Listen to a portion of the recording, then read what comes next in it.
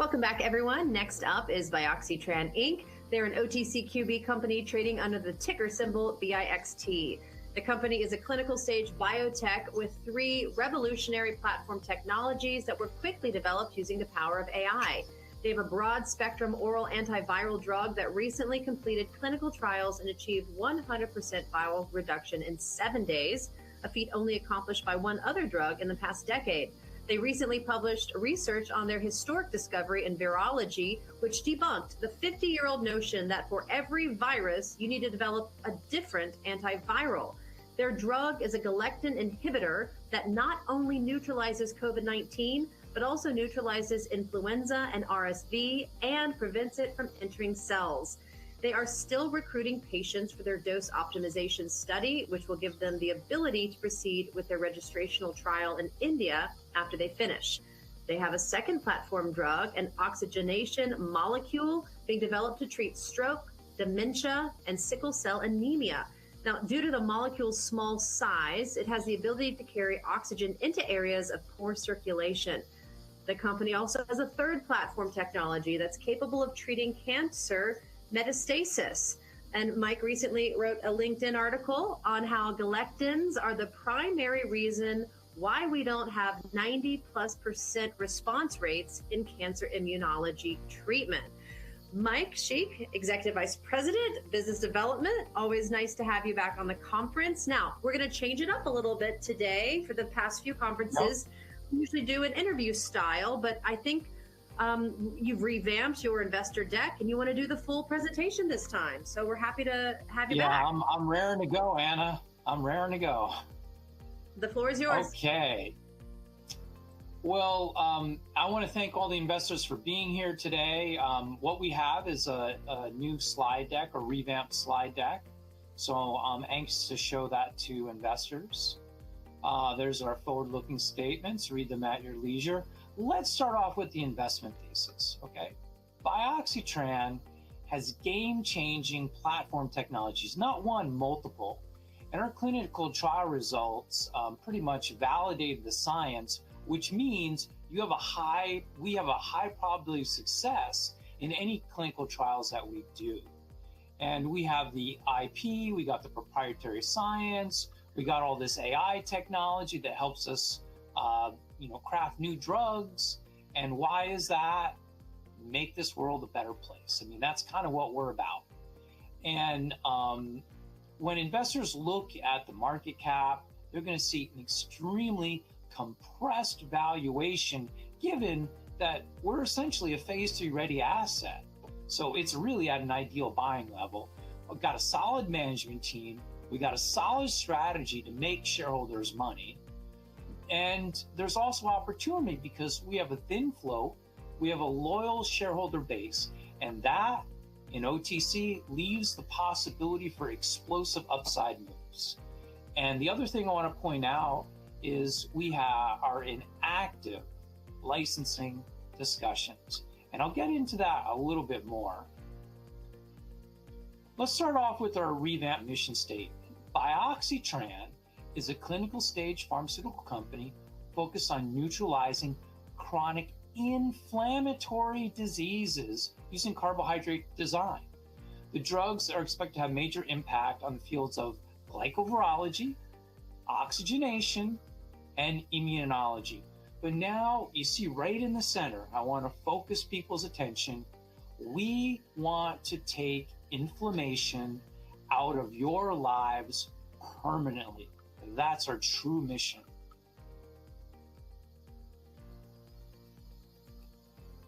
Now, how are we going to do this? Well, we have drugs made of complex carbohydrates. They're going to treat viral infections. We're going to do oxygen transport for hypoxia, and then cancer and fibrosis. Now, our carbohydrate drugs recognize this specific receptor called the galectin, and we're going to get into more of that a little bit later, but just remember that word galectin. Now, what do? We make antiviral drugs, we have a miniaturized blood carrier, and we have a cancer metastasis / fibrosis type drug. And what are these drugs? Well, prolactin M, that's an oral galectin inhibitor. And you can see a little virus, it treats viruses. We got prolactin I, that's an intravenous galectin inhibitor. And that's really more designed to go after tumors and fibrosis. And then, of course, we got BIXT25, which you can see there, the little vein and the oxygen going there. That's our oxygen transport molecule. Now, when it comes to biotech, like one of the first things that you want to do is you want to check out the leadership and the management team. That's critically important. And what we have here is Dr. David Platt. He's the CEO of our company. And he's the guy that coined the name galectin. So remember I mentioned the word galectin? This whole field of research around galectins started with him in 1992 when he coined the name galectin, and then shortly thereafter published one of the first articles in that field of research. So here we are.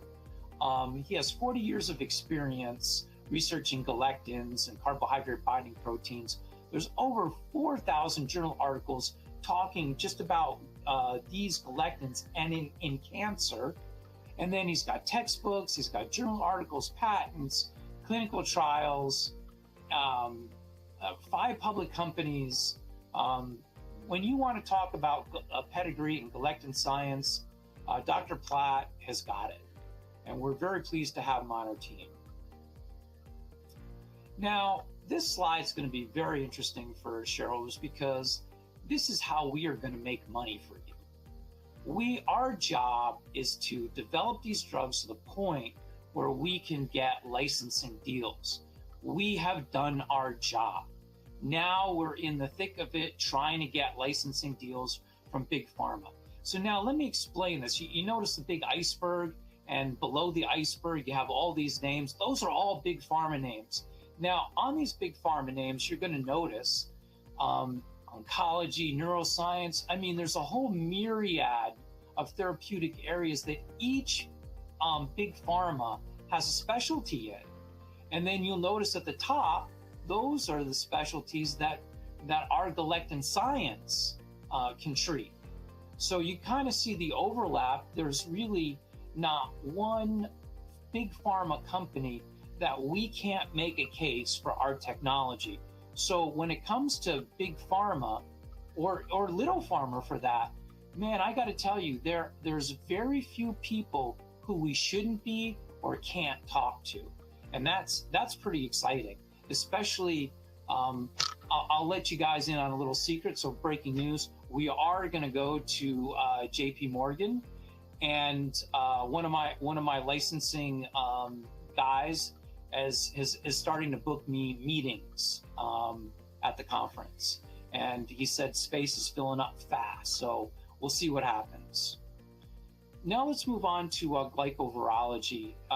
And our key molecule there is prolactin M. Remember I said I was going to explain galectins. So galectins are protein receptors that recognize sugar molecules. So again, galectins are protein molecules that recognize sugar molecules. Now, that's great. What do they do, right? And then you see the little graphic. There's these little receptors that come up, and there's these little sugar spikes on the end of those receptors.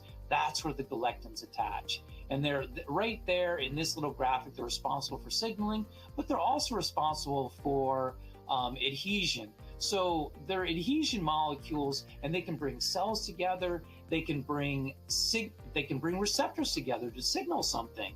And what else can they bring together? And we'll get into this later. They can bring viruses together. They can help viruses stick to cells. Now, the inspiration for virology came from all these journal articles down at the bottom there. You'll see all the footnotes and stuff like that. I'm not going to read this to you, but the bottom line is we we read some literature, and we came up with an entry inhibitor really fast. Early back in I think it was February of 2020 is when we started this journey, and we figured out the properties for an adhesion molecule that plays into things. Now, let's talk about the historic discovery that happened in virology that really I don't think anyone's paying attention to. But I want to stress to investors just how significant this discovery is. For 50 years, there's this notion that one drug can treat one virus. And this has withstood the test of time for 50 years until our drug, Prolactin M, comes around and completely debunks this idea. Prolactin M has broad spectrum activity in COVID-19, RSV, and influenza. And to make things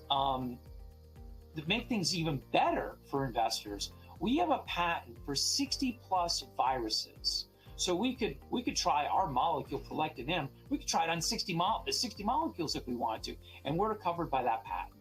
So that's pretty darn exciting. Now, you're going to ask, okay, so what exactly is this discovery?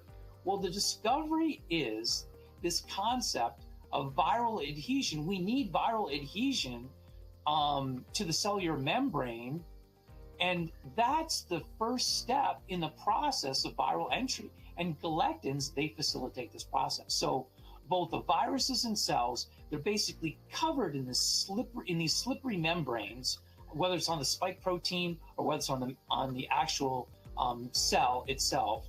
And galectins, they kind of act as this viral glue between the two so that they can tether the virus to the cell. And then that's what helps begin the process of viral entry. Now, existing antivirals work on a one virus. They work on one virus or maybe some mutations of the virus, but they're not really broad spectrum. They might say they are, but they're not. And they work on a different mechanism of action. They disrupt the life cycle of virus. They only work once the virus has infected the cell. We're doing something completely different. Actually, I don't know many that are doing what we're doing, but we're trying to block it outside the cell. Never let the cell get infected to begin with.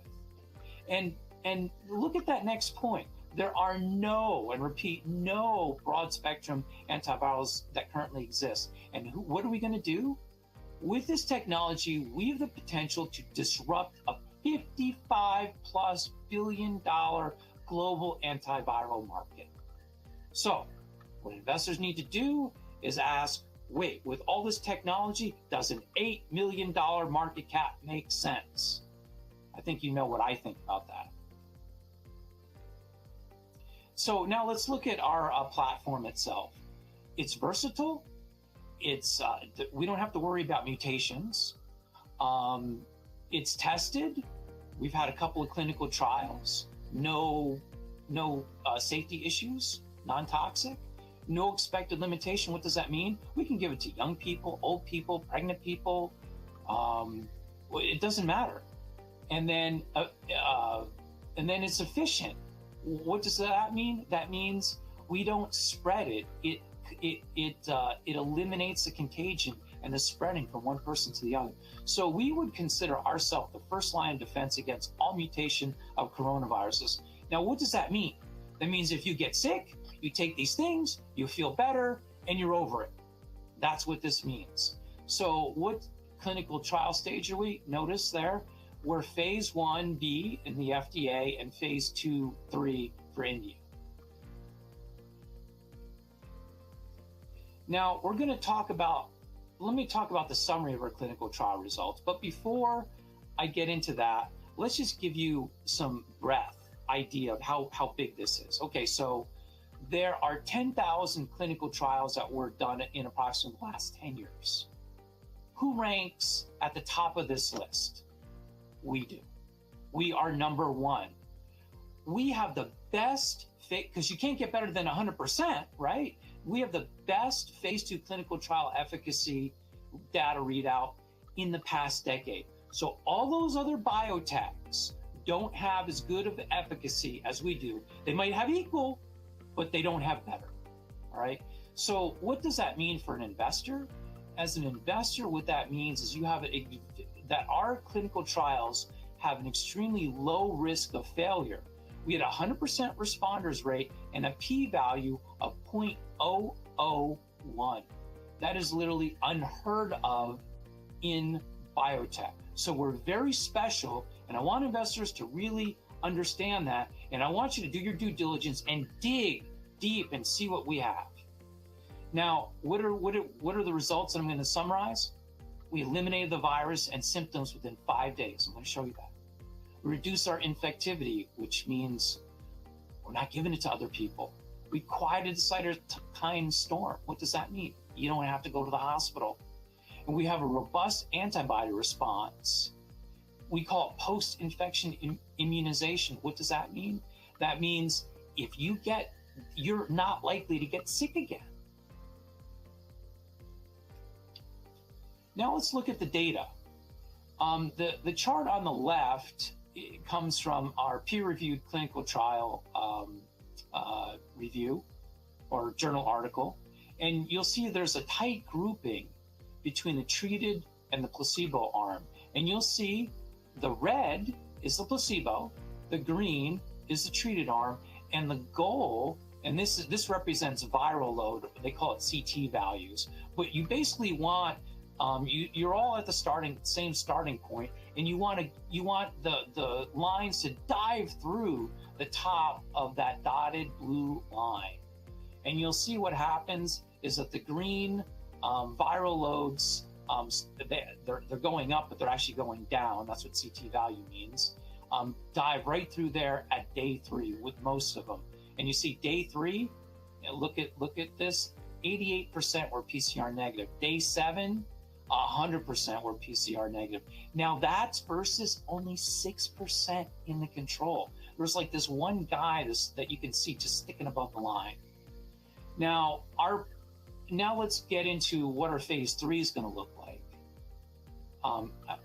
It's hard for me to say phase 3 an $8 million market cap in the same breath when other phase 3 companies have like $500 million market caps and higher. It boggles my mind how disconnected from reality investors are. But anyhow, we were going to go after 408 participants, double-blind, randomized, placebo-controlled study.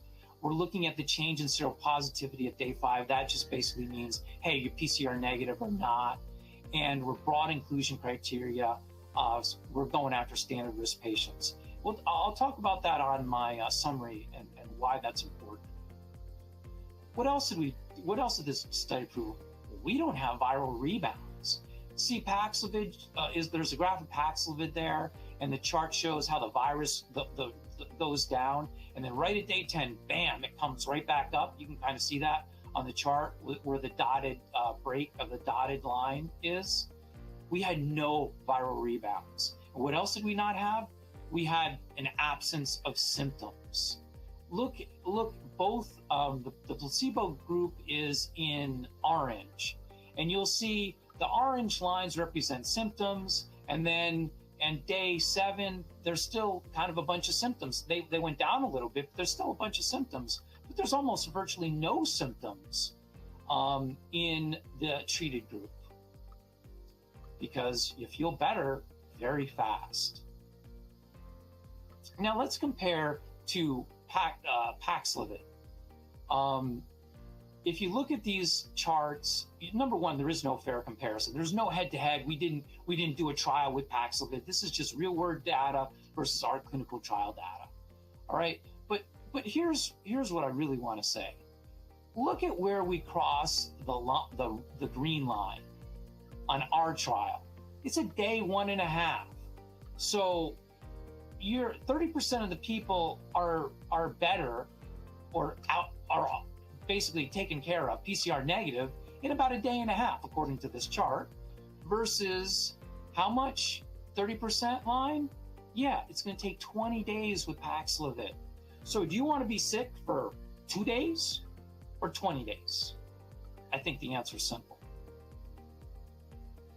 Now, here's an update on our dose optimization trial. I know there's some investors out there that are kind of frustrated, but we've had slow recruitment, and only 12 out of the 40 patients in this clinical trial have been dosed. The issue has been we're trying to get people with no underlying medical condition, and in India, that is harder than what you think. The only people going to the hospitals are really the people with underlying medical conditions. But investors need to know, look, this trial is fully paid for. There's no money back guarantee on this thing. And the recruiting sites are still open, so who knows? But our endpoint is basically dosing data so we can get to a phase 3. The final thing on the study that I want to talk about is this idea of post-infection immunization. The idea is because we clear the virus so readily with our antiviral or entry inhibitor, it really creates a strong, robust adaptive immune response, which means if you were to get sick again, you have a lot of good protection there. And then I wanted to stress the broad spectrum antiviral activity again. And let me see, I'm not sure if it's showing here, but there's all the, a lot of people say, oh, yeah, I've heard of a broad spectrum antibiotic. No, you haven't. You haven't heard of it. You've heard of broad spectrum antibiotics, and that's what I wanted to show you. There's broad spectrum antibiotics, but there are zero broad spectrum antivirals. I mean, the ones that claim they're not broad spectrum. So you see this little marketplace here? That is ours for the taking. We're the only guys in that space, that $55 billion market space. That's what investors should get excited about. Now, how does it work? We neutralize the spike protein. You see, antibodies normally attach to the tip of the spike protein, and that puts like a coating on it, prevents them from entering, and targets them or makes them noticeable to the immune system. But what we do is we go on the side, and you'll see this sugar-coated picture there of a spike protein. So there's a spike protein without on the left without sugar, and there it is on the right.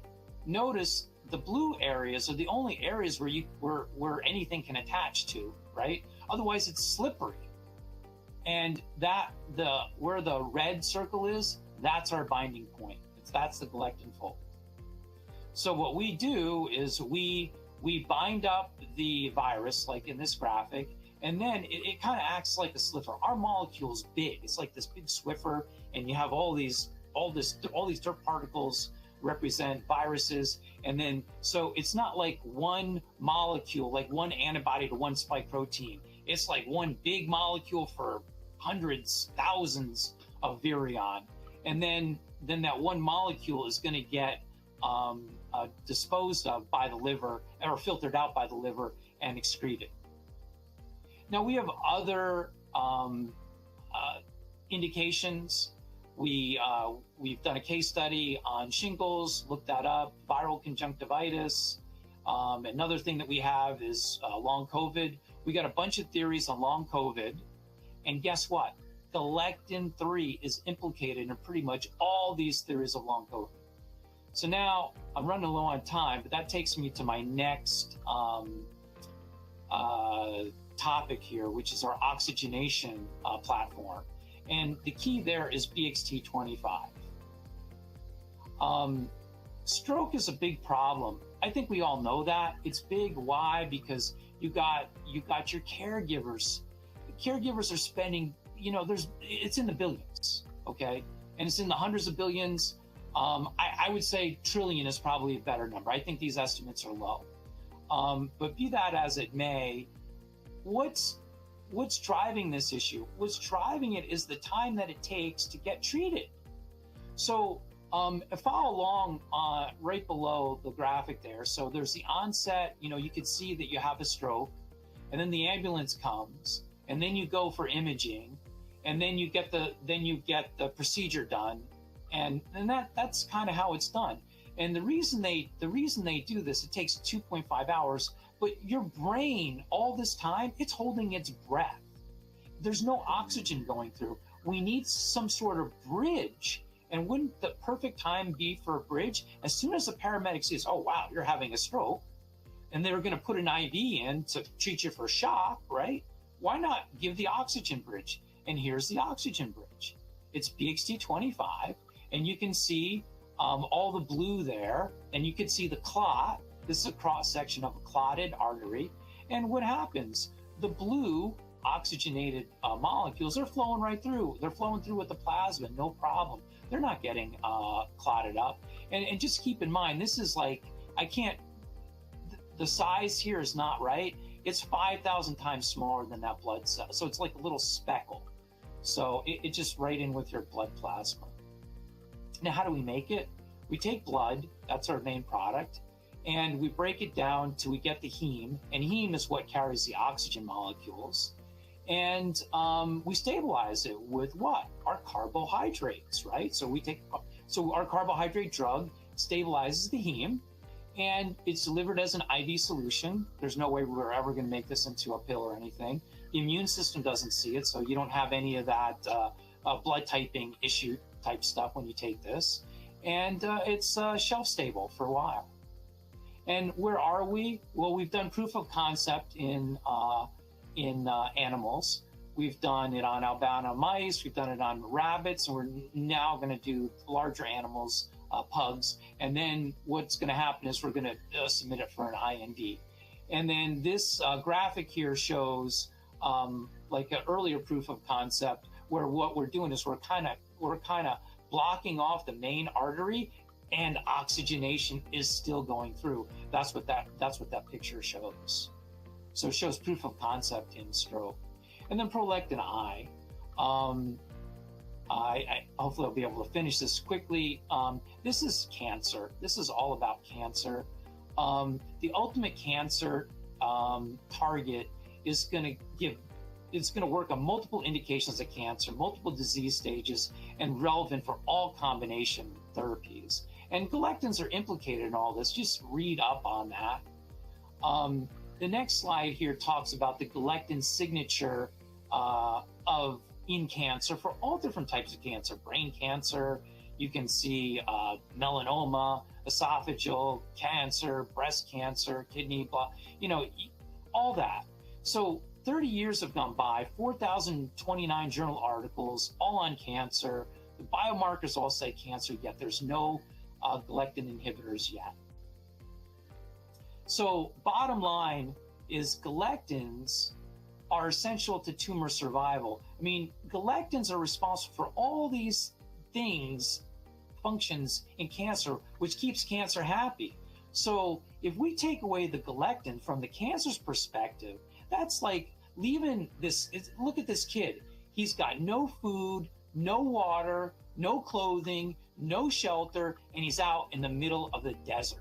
That's what you're doing to the tumor when you take away their galectins. That's why we want to block them. And then galectins impair the immune system. And this graphic, man, this shows it to you. I mean, you can read up on all the mechanisms there, but this is what's called a Kaplan-Meier plot. And look what happens. The green is the person with low galectin expression. The other one, the downward sloping one, with 5% probability of survival, 5% survivability, right? Has high galectin expression. Who do you want to be? You want to be the guy up here on the green slope, or you want to be the guy down there? That's why you want to block galectins. So what happens if you block galectins? I know the answer to that. It's right here. Clinical trial results were done way back in 2018. The whole world's been sitting on the best clinical trial data in cancer for over 5 years. Belapectin had 100% objective response in I think it was the second cohort, and 1 in 5 had a complete response. Pretty darn amazing data. Just look at the before and after picture. This guy is riddled with cancer, and then 180 days later does a PET scan, he's clean. Just crazy that we're sitting on this technology. And you should listen to my last cancer presentation. I talk all about. Now let's get into our business development strategy, because I'm really running low on time here. This is our pipeline. You'll notice Prolactin M, that's at the top of our list. That's our oral antiviral, chewable tablet, and we're going after viruses. And the next one is Prolactin I. That one's ready to go. We need funding for it. Actually, we need funding for both, but the idea is I just want you to know that both drugs are made and ready to go. And then BIXT 25, yes, we've made the drug and we're doing animal testing with it. It's not quite ready yet for human testing, but it's definitely moving along. And then what's our business strategy? So investors, this is what you got to pay attention to. We are all about licensing. That's how we're going to make you money, is by licensing this product. And the first thing that we could do is we could do a licensing strategy for India. And if we do, we anticipate we'd get like around $30 million and around a 5% royalty. And that's basically, that's coming from some industry experts that have kind of given us that information. But the other thing that we can do is we can partner with small or big pharma or government. That's something new that I added to the list. Anyone notice that? Hint, hint, stop, stop. Now, I have two licensing people that I'm working with. One's focused on Japan and one's focused on the US market. So I'm getting those I'm planning on making those type of connections and meetings at the JP Morgan conference. So that's something to listen to, and there could be some catalysts. But the other catalyst, don't forget what I mentioned last time, is Galectin Therapeutics is coming out with their readout supposedly at the end of the year. I think that's going to raise the awareness level of this galectin science big time. And we could see a real value inflection point. So don't discount the power of that either. And then here, I'm talking about this, I didn't move ahead on the slide, but this is the competitive landscape. You have Galectin Therapeutics, which I just talked about. You have Galecto Biotech, they make small molecules. And then you have True Binding. And then look at this, they're in all these diseases that are kind of long and chronic. I mean, the cirrhosis trials are long, Alzheimer's long, stroke long, COVID-19 5-day trial. So our strategy is about getting a viral clinical trial done, whether it's COVID-19, flu, influenza, we'll figure it out. And after that, we can do label expansion. So now we have IP, you can look at that, but now let's look at my summary slide. Okay, so, and I think I probably got a minute left. We got experienced management team. We got cost efficient development. That means we are fiduciary of your investor money. We've de-risked the science.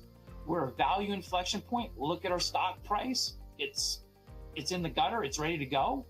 We have a bunch of loyal shareholders, and we're aggressively pursuing licensing. What's not to like about this? And then finally, there's our management team. And I don't think I have time for any more questions, but I'll let you be the judge of that. Yeah, unfortunately, you don't have time, but we do have lots of questions for you, Mike. So we will send you these questions. You can answer our viewers on your own time, but always fascinating work you're doing. And I think 2025 is going to be your year. We look forward to following you along with your updates. All right, everyone, we'll be right back.